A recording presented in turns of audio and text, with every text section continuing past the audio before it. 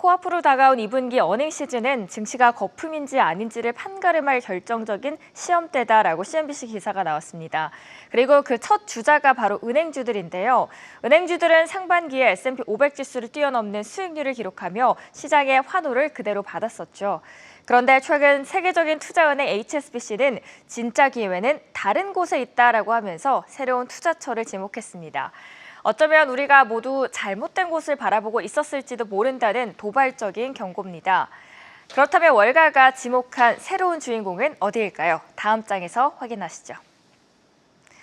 그 주인공은 장의 관심에서 철저히 소외되고 있던 대형 지방은행들입니다. 거대 은행들과의 격차를 메우고 마침내 키 맞추기에 나설 것이라는 장밋빛 전망이 나오고 있는데요. 그동안 시장의 관심에서 철저히 소외됐던 슈퍼 리저널 뱅크, 즉 대형 지방은행, 월가의 거대 은행들과의 격차를 메우고 마침내 키 맞추기 장세에 돌입할 것이라는 전망이 쏟아지고 있습니다. 먼저 대형 지방은행은 정확히 어떤 은행들을 말하는 건지부터 짚어볼까요? JP모건이나 시티그룹처럼 전 세계를 무대로 하진 않지만 특정 권역을 넘어 미 전역의 폭넓은 영업망을 갖춘 말 그대로 지역의 맹주다라고 볼 수 있을 겁니다. 돌이켜보면 불과 1년 전까지만 해도 실리콘밸리 사태 등으로 어려움을 겪었던 곳이 바로 이 미국 지방은행들이었는데요. 그런데 분위기가 바뀐 배경은 뭘까요? 그 근거는 크게 세 가지로 요약이 됩니다. 첫째, 드디어 은행에 웃어주는 금리 환경. 은행의 핵심 수익은 예대마진, 즉 순이자 마진에서 나오는데요. 최근 장기금리가 단기금리보다 높은 수익률 곡선 정상화 현상이 나타나고 있습니다. 그러니까 저렴하게 자금을 조달해 더 비싼 이자로 장기 대출을 해줄 수 있는 그야말로 은행에게는 최적의 환경이 펼쳐지고 있다는 신호죠. 둘째는 합종 연횡에 대한 기대감입니다. 살아남기 위해 그리고 더 성장하기 위해 지방은행들끼리 M&A를 통해 몸짓을 불릴 것이라는 전망이 나오고 있는데요. 규모의 경제를 갖춰 대형 은행과 어깨를 나란히 할 수 있게 된다면 주가에는 더없이 강력한 촉매제가 될 수 있겠죠. 마지막으로 최악은 지났다라는 안도감입니다. 작년 지방은행의 발목을 잡았던 가장 큰 우려가 바로 상업용 부동산 대출 부실 문제였는데요. 이 리스크가 여전히 존재하지만 미국 경제가 연착륙에 성공할 것이라는 기대감이 커지면서 최악의 시나리오는 피했다라는 인식이 확산되고 있습니다. 물론 우리가 경계해야 할 위험 요소도 분명 있습니다. 경제 예상이 예상과 달리 더 악화될 경우 상업용 부동산 대출 비중은 높은 지방은행들이 대형 은행들보다 더 큰 타격을 받을 수 있다는 점도 조심해야 될 부분입니다. 다시 본론으로 돌아오면 흥미로운 지점이 있습니다. HSBC의 사울 마르티즈네드 애널리스트는 불과 며칠 전 골드만삭스와 JP모건 같은 대형 은행들이 투자 의견을 하향 조정했다라는 사실인데요. 월가의 시선이 이제는 대형주에서 대형 지방은행으로 완전히 이동하고 있음을 보여주는 매우 상징적인 대목이었습니다. HSBC 외에 다른 월가 시각은 어떨까요? 이런 시각은 월가 전반적으로 빠르게 확산되는 분위기였습니다.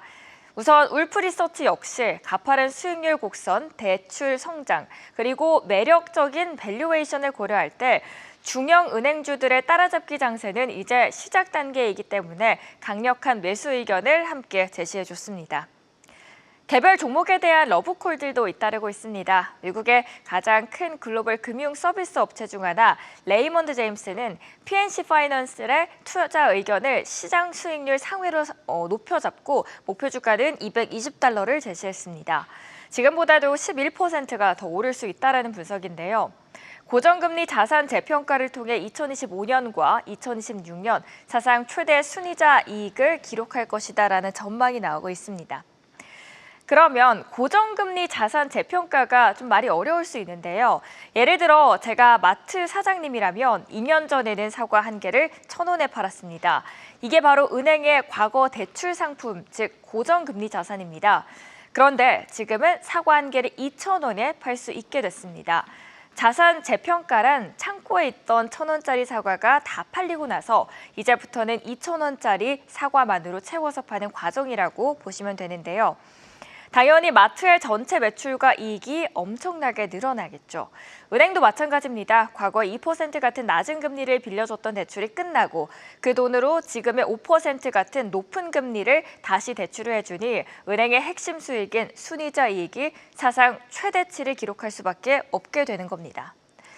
월가 전체적으로 봤을 때는 23명의 애널리스트 중에 14명이 매수, 8명이 보유 의견을 제시했습니다. 그리고 1년의 평균 상승률은 6% 정도 예상합니다. UBS도 볼까요? UBS는 중형은행 최선호주 중 하나로 웹스터 파이낸셜을 꼽았습니다. 저평가 매력과 리스크 정점 통과 가능성을 높이 사면서 현재 주가보다도 무려 16%가 더 높은 69달러를 제시했는데요. 저평가 매력과 리스크 정점 통과 이 두 가지가 핵심입니다. 제가 백화점 명품 세일에 비유를 해보자면 저평가 매력은 원래 100만 원짜리 명품 가방이 이제는 59달러에 팔릴 수 있다는 뜻이죠. 아주 저렴하게 살 수 있는 거고요. 저렴해진 이유는 그동안 이 가방에 흠집이 있다는 리스크 소문이 돌았기 때문이었는데 월가 분석가들이 자세히 짚어보니 흠집은 거의 다 무너졌고 가장 나빴던 시기는 지났다, 즉 리스크의 정점을 통과했다라는 판단이 되고 있는 겁니다. 애널리스트 16명 중에 15명이 매수 의견을 제시했고요. 1년 안에 평균적으로 12%는 더 상승 여력이 있다라고 판단하고 있습니다. 그리고 지금 사면 이 가방이 나중에 최소 69달러까지는 오를 수 있는 16% 더 벌 수 있다라고 하면서 강력 추천을 하고 있습니다. 이미 멀리 달려간 대형 은행들의 뒤를 쫓기보다 이제 막 출발선에서 뛸 준비를 하는 대형 지방은행에 대한 분석과 관심도 필요해 보이는 시점 같습니다.